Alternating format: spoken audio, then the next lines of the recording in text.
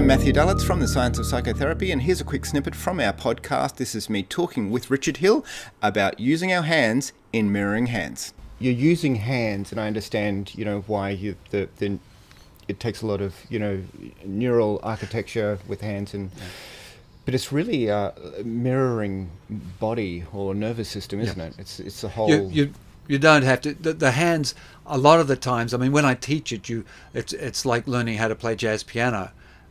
You learn all the scales, so you learn how to do it with the hands and all the rest of it. Then eventually you learn how to play that note. Right.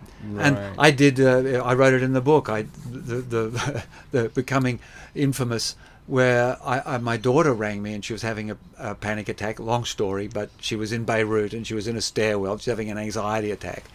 And I was about to say to her, look at your hands. And then I thought, oh yeah, that's not going to work. So I drew her attention to her knees. And we did it all through that. And focused attention, curiosity. She began to look at all the different thread forms and cleanliness and so on and so forth in these. And then she found a solution verbally emerging, or a management strategy, verbally emerging. Out of that, the nature of the threads in the knees of her jeans.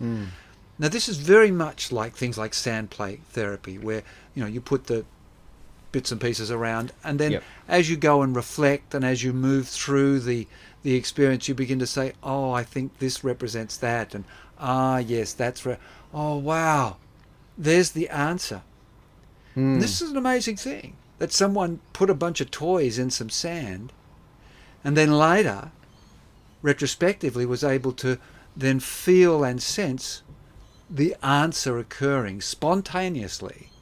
And so we have, and mirroring hands is just another one of these, not just another, but is another one of these processes that's a little bit more accessible than jumping into a sand tray or getting some art therapy out, because you kind of carry them around with you.